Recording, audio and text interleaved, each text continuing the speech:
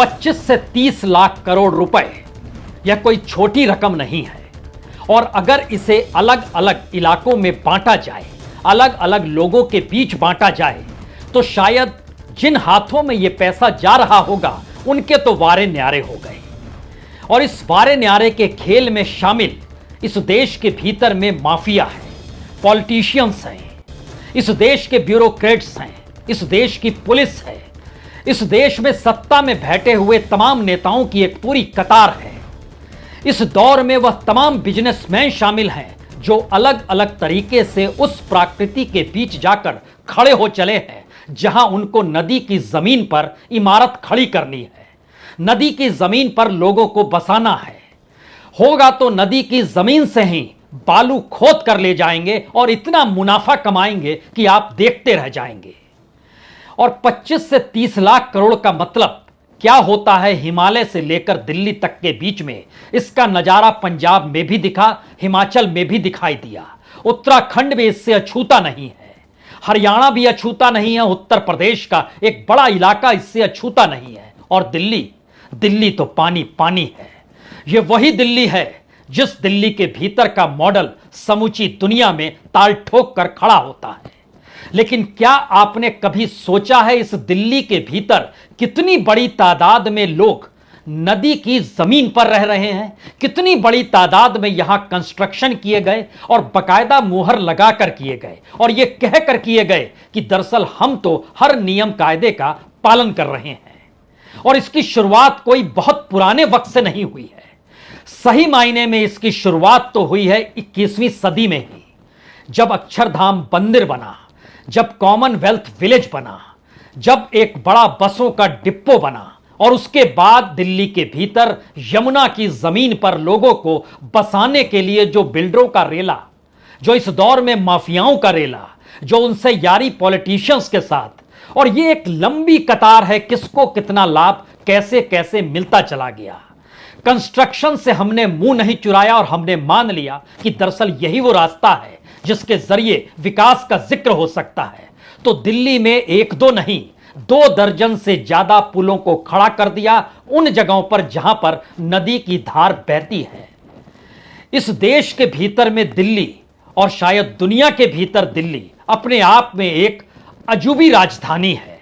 एक ऐसी राजधानी जिसमें लोगों को आना है नौकरी के लिए और उनको रहना है नदी की जमीन पर, उसका भी किराया देना है, और वहां उनकी जमीन परमानेंट उन्हें मिल गई, इसके लिए भारत सरकार उनका आधार कार्ड बनाने को तैयार खड़ी है, राशन कार्ड भी दे दिया गया, सब कुछ बसते चले गए। और दिल्ली में तकरीबन 10% आबादी उस जमीन पर रहती है जो जमीन यमुना की जमीन है, नदी की जमीन है। यानी तकरीबन 20 लाख से ज्यादा लोगों की रिहाइश जिन जगहों पर है, जिन बस्तियों में है, उसके लिए क्या नीचे से ऊपर तक हर कोई चाहता है कोई बेघर ना हो, क्योंकि वही वोट अगर देता है तो फिर उसको चंद सुविधाओं के आसरे अपने अनुकूल तो किया जा सकता है। और उसके बाद कितनी कमाई इस देश के नेताओं की होती है, अगर हिमालय से लेकर दिल्ली तक गिनना शुरू कीजिएगा तो देश का बजट गाहे बगाहे आपको बहुत छोटा दिखाई देगा। इस देश के भीतर में टैक्स पेयर से पैसे की वसूली, दिल्ली के भीतर नगर निगम की वसूली टैक्स के जरिए, तमाम चीजों के आंकड़े एक के बाद एक आज सुनिए जरूर और समझने की कोशिश भी कीजिए कि दरअसल हम किस व्यवस्था के सिस्टम के साबो हवा और किस पॉलिटिक्स और किस स्थिति को जीने के लिए मजबूर हैं, या फिर हम आंखें बंद कर लेते हैं। शुरुआत कहां से की जाए? जमीन पर बसे लोगों को लेकर 6 राज्यों का जिक्र हम गाहे बगाहे इस दौर में करेंगे। ये तमाम आंकड़े राज्यों के सरकारी आंकड़े हैं। ये तमाम आंकड़े प्राकृतिक तौर पर जो अलग अलग पत्रिकाएं निकलती हैं और इस देश के भीतर की जो मिनिस्ट्रीज है उनके जो पूरी रिपोर्ट है उसके जरिए यह हमारी पूरी टीम ने तैयार किया है। और इन आंकड़ों पर जब आप गौर करना शुरू करेंगे तो शुरुआत में ही हमने इसीलिए 25 से 30 लाख करोड़ का जिक्र कर दिया। और कितनी बड़ी तादाद में इस देश में नदियों पर लोग रहते हैं, उनकी संख्या अगर गिनना शुरू कीजिएगा तो वो हो सकता है 2 करोड़ पार कर जाए। जिन 6 राज्यों का हम जिक्र कर रहे हैं उसमें दिल्ली के भीतर 20 लाख लोग से ज्यादा। यहां 2 बरस पहले एक एनजीटी की रिपोर्ट आई थी। उस रिपोर्ट ने बताया कि 960 हेक्टेयर, ये 2020 की रिपोर्ट है, 960 हेक्टेयर पर कब्जा लोगों का है, अनाधिकृत कंस्ट्रक्शन का है, बड़ी बड़ी इमारतों के जरिए कब्जा है। और इसके जरिए जब 6 राज्यों को परखा गया तो पता चला तकरीबन 13,900 हेक्टेयर से ज्यादा जमीन पर इसी तरीके से कब्जा किया जा चुका है। कितनी बड़ी तादाद में रियल एस्टेट का नेटवर्क इससे फलता फूलता है, उसको कितना लाभ सालाना मिलता है, यह रकम तकरीबन 12 लाख करोड़ की निकलती है। जो कब्जा करते हैं उस जमीन के आसरे वहां जो इमारत खड़ी होती है, यह एक मुनाफे की स्थिति। और इसको सिर्फ दिल्ली के दायरे में देखिएगा तो 1.5 लाख करोड़ का यह पूरा खेल अलग अलग तरीके से बिल्डर और रियल एस्टेट का चलता है। इसके बाद घुसिए सैंड माफिया के भीतर, तो उसमें भी आप हैरत में आ जाएंगे। सैंड माफिया का भारत सरकार का ऑफिशियल डाटा कहता है कि वह दरअसल 2054 करोड़ उनको नेट प्रॉफिट होता है। नेट प्रॉफिट सैंड माफिया को, सैंड माफिया वो जिसके पास नाव है, वो नाव पर बालू को लादते चले जाए और उसके बाद क्या नदी बचेगी और क्या इकोसिस्टम बचेगा, कुछ भी नहीं बचेगा। तो जब हिमालय से पानी आना शुरू होगा तो उसके बाद दोष आप किसे देंगे, किस रूप में देंगे, क्योंकि इसके बाद एक एक सिलसिला चलता चला जाएगा।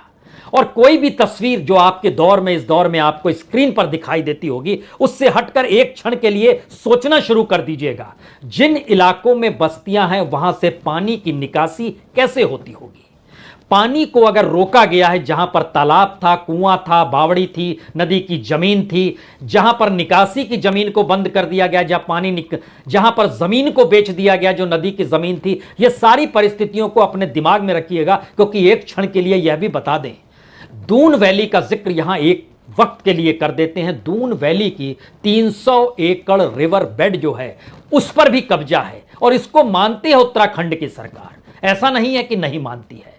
अब सवाल यह है कि जब सैंड माफिया अपने तौर पर 2 लाख करोड़ का खेल करता है और लगभग 2054 करोड़ रुपया उसका नेट प्रॉफिट होता है, 1000 करोड़ से ज्यादा का नेटवर्थ पंजाब के भीतर नजर आता है, उत्तर प्रदेश के भीतर यह और बढ़ता चला जाता है और एक पूरा नेक्सस काम करता है। पानी को रोकने की कोशिश या पानी को खत्म करने की कोशिश, जिसको आजमाना है आजमाते चले जाइए। लेकिन जिक्र आज दिल्ली का इसलिए क्योंकि यह तस्वीरें कुछ डरा रही है। डरा इसलिए रही है क्योंकि देश की राजधानी पर देश के तमाम जो नेता अपने आप को कहते हैं और जनता ने चुना, उस जनता का क्या हाल होता है यह एक तस्वीर भर है। स्कूल जाते बच्चे, और इस बीच खबर आई कि 3 बच्चों की मौत हो गई। 3 बच्चे जो नहाने निकले थे मुकंदरपुर में, वहां नहाने निकले और उनकी मौत हो गई। पता ही नहीं चला कितना गहरा पानी किस जगह पर था, उन्हें क्या पता। पानी की धारा जब बहती है तो फिर वह जहां पर जरा सा रास्ता मिल जाए वहां खुद को पूरे तरीके से झोंक देती है। इन बच्चों के साथ भी यही हुआ। दिल्ली में 3 बच्चों की मौत हो गई। लेकिन इन तस्वीरों को एक क्षण के लिए देखिए और समझिए कि किस तरीके से, किस अवस्था में यह सारी परिस्थिति आकर खड़ी हो गई है। यह लाल किला का इलाका है। लाल किला की तस्वीर मौका मिले तो 1857 की देख लीजिएगा। यमुना तब भी दरवाजे पर इस रूप में कभी नहीं पहुंची थी। निकासी का एक पूरा का पूरा इंफ्रास्ट्रक्चर था, लेकिन इस दौर में नहीं है। यह लाल किला का इलाका है, यह आईटीओ का इलाका है। यह अपने तौर पर लोग घरों से निकलते हैं, किस अवस्था में निकलते हैं, यह उसकी तस्वीर है। यह सारी तस्वीरें अभी की है। इन तस्वीरों के जरिए समझिए, यह सोचिए, दिल्ली का वह इलाका जहां पर सड़क पर पानी पानी है तो फिर वाहन कहां जाएं, और जहां पे पानी नापा जाता है यह वह लोहे पुल का इलाका है, जहां पर देखते हैं कि पानी कितने मीटर ऊपर चला गया, और 208 मीटर, तो क्या सब कुछ डूब जाएगा। कितनी कॉलोनियां हैं दिल्ली के भीतर में, यानी दिल्ली के दिल में, जहां अवैध तरीके से बेची गई और कॉलोनी दर कॉलोनी बसा दी गई। अगर इस परिस्थिति में इस देश के भीतर 2 करोड़ लोग सिर्फ 6 राज्यों में नदी की जमीन पर रह रहे हैं, 30 लाख करोड़ का खेल नदी की जमीन के आसरे कमाने को लेकर हो रहा है, और उस पूरी कतार में अगर इस देश के नेताएं शरीक हैं, इस देश की कानून व्यवस्था शामिल है, तो फिर आइए दिल्ली में 1731 कॉलोनियां जो हैं वो सही मायने में यमुना खादर पर ही बसी हुई है। और इस पर भारत सरकार ने लॉन्च कर दिया प्रधानमंत्री उदय योजना। उदय नाम सुनने में अच्छा लगता है कि किसी चीज का उदय होगा, लेकिन अनऑथराइज्ड कॉलोनी इन दिल्ली आवास अधिकार योजना, यही है उदय योजना। जो अनधिकृत कॉलोनी थी उसको किस तरीके से आधार योजना में यानी अधिकार योजना में तब्दील किया जाए, यह भी इस देश की नीति बनती है। और यमुना के अगर साउदर्न जोन पे चले जाइए तो वहां पर ओखला बैराज से लेकर जैतपुर तक जो 4 किलोमीटर का स्ट्रेच है, उसमें आपको समूची कहानी एक झटके में नजर आ जाएगी। यह कहानी दिल्ली में कहनी इसलिए आसान है क्योंकि दिल्ली का जीवन रोजगार की तलाश में विस्तार पा रहा है।